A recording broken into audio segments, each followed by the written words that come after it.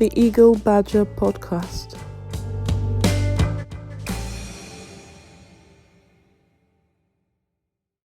Hello, how are you doing? This is not a new sheriff in town, but a new podcast, and this shall be called the Eagle Badger. And it promises to be very exciting. The focus shall be politics, people, and policy. And of course, you should expect the very best on this very important podcast. My name is Ariyo Dare-Atoye. And my name is Anenih. Today, what we're going to touch on, 4 stories within an hour. We will be speaking on the Companies and Allied Matters Act that was just signed by the President. We'll be speaking on the unemployment figures just released by the National Bureau of Statistics. Yes, we'll touch on the trouble that seems to be unfolding with the between National Broadcasting Commission and the Minister of Information, Lai Mohammed, and concerns about a quiet hate speech bill that might have been introduced. And we will round up this tour with a quick stop at Edo State to see what's going on ahead of the elections next month.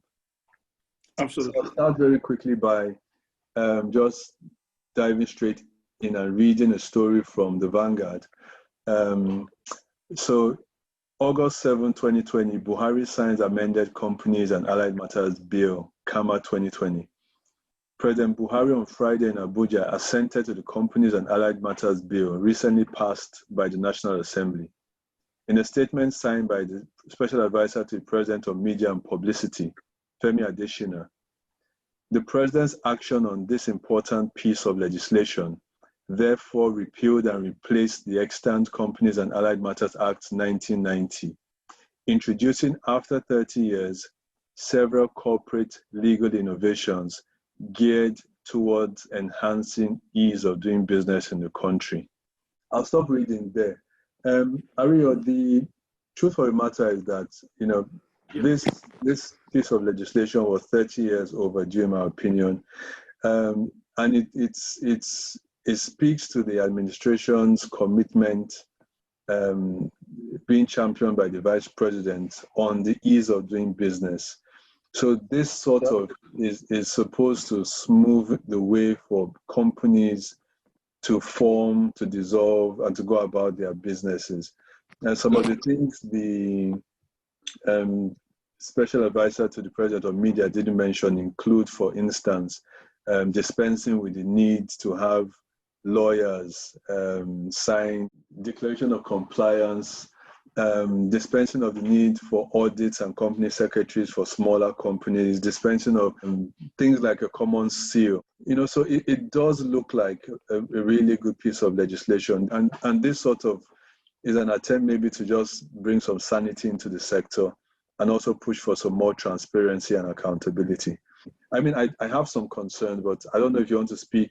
Yep. If you want to speak to your thoughts about the bill, whether positive or negative. So it's a bill that some people say it's a bill with a double-edged sword, and that look, it's both good on this side and probably bad on the other side. So I think we just need to look really very, very controversial, especially the ones that has to do with the power of CAMA, that's the CAC, to actually take over some companies, take over some organizations. And it will have been, if it has limited itself to the fact that if there are corruption, there are issues in those organizations, and the order of the court is sought for such an action to be taken.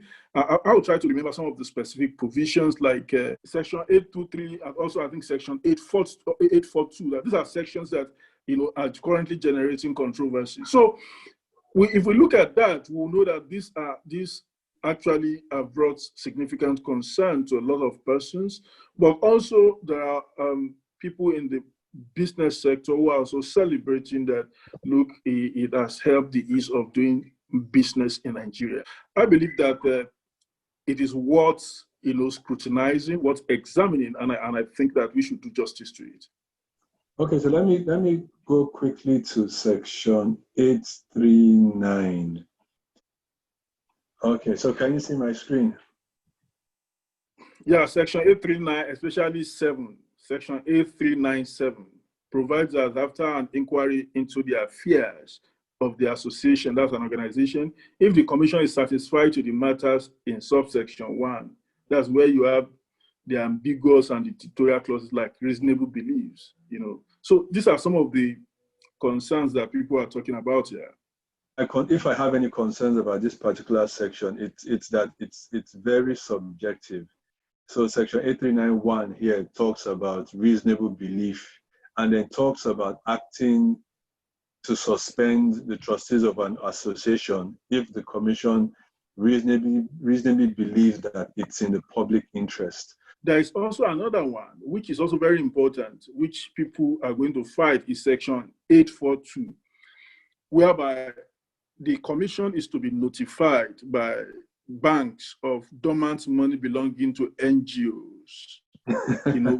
In there. So what is that you want to be raking money from the right, left, center, And I also said something very instructive. Let's not gloss over this. That now, if I decide to maybe make a mistake of probably maybe take or collect his girlfriend in Nigerian parlance, what that means is that they can decide to take over my organization.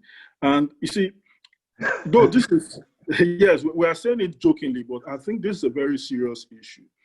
My worry is that there are very important aspects of this bill that actually this thing has that has not done justice to, which these other provisions have done a serious disservice to the good aspect of this bill. For instance, when you look at section 18 of the bill, section 40 of the bill, you go to section 27 of the bill, you go to section 98 of the bill, you go to some other very important sections, you will see that the bill is actually in a way also helping to simplify the process of business governance in Nigeria, because so in terms of governance in respect of business, such that the corporate governance are simplified, ease of doing business, trying to make things very okay and accessible in the way it is done in other climes. So it should have been an innovative law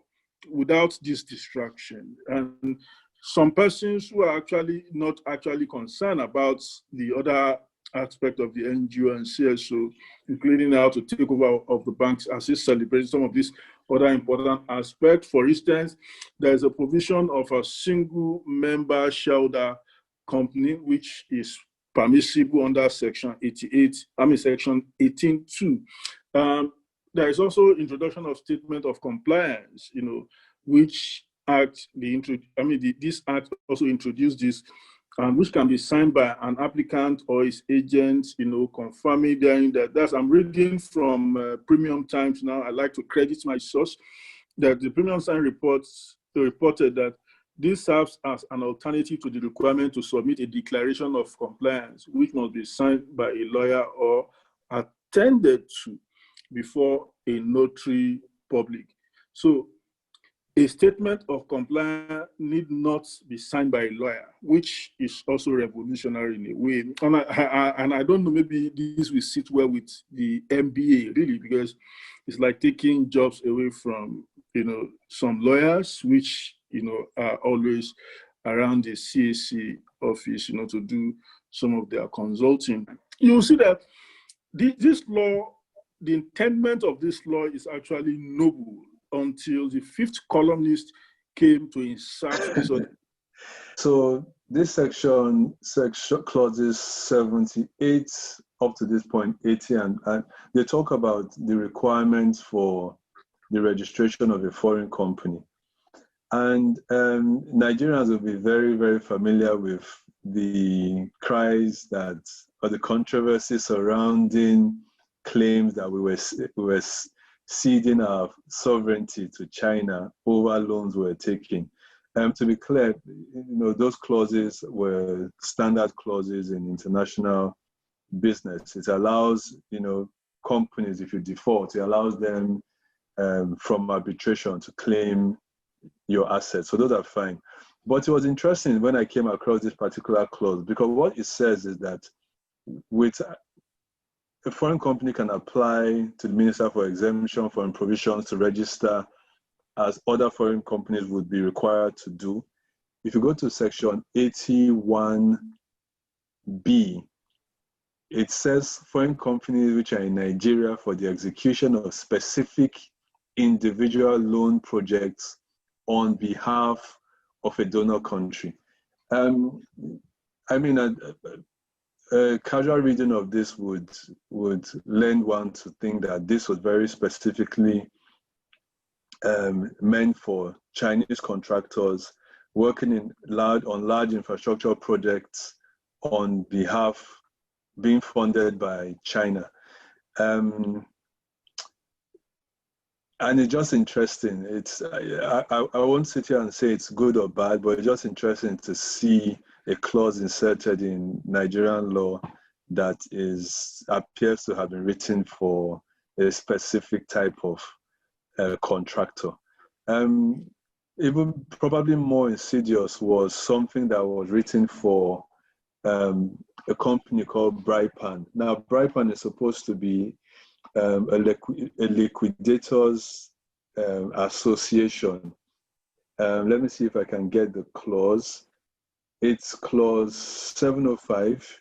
And what it says is you're only qualified to act as an insolvency practitioner where you are a member of Braipan, which is the Business Recovery and Insolvency Practitioners Association of Nigeria, or membership of any other professional body.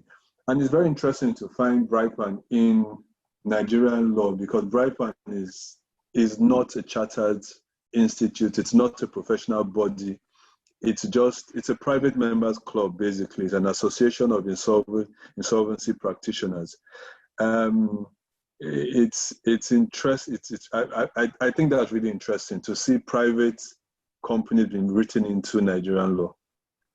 Yeah, I've listened to argument that it's not going to be limited to that this particular organization alone, but you can take it to the bank that, I mean, the CAC would definitely want to make Braipan as a basic requirement, because in the first instance, there was no reason why in a federal law, a national law, why a specific organization should be mentioned among other organizations specifically. What they have succeeded in doing is to give that organization the primacy of first refusal, such that it will always be the first organization to be mentioned that people should actually do business with, So, again, that's self-serving. It's a provision that is self-serving, and I don't know why the National Assembly had to tolerate that. I don't see this law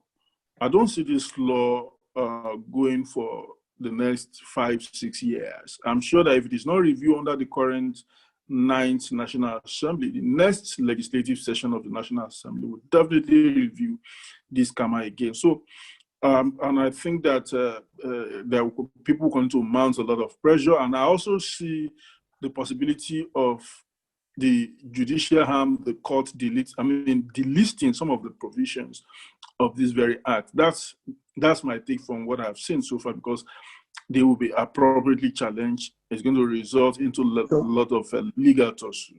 So very quickly, pass or fail on this bill? Good cop, bad cop situation, but there is nothing for me. There is nothing really that's spectacular that is different from what we have before. I know that it's been celebrated here, but fairly speaking, let me say, in terms of the scale of 1 to 10, I would say, 4.5.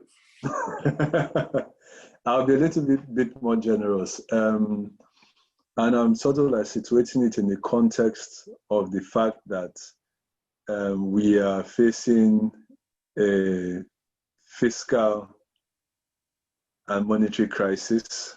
We are heading for, I think, not just a recession, but probably a depression. And I think this bill comes at the perfect time. It allows the government draw everyone into the formal sector. And the direct consequence of that is that you pay your filing fees. You are also able to be located and taxed. So I think for the federal government, it's very, very timely. I think the clauses that we have problems with are problematic. But like you said, there are remedies to them. They will be challenged.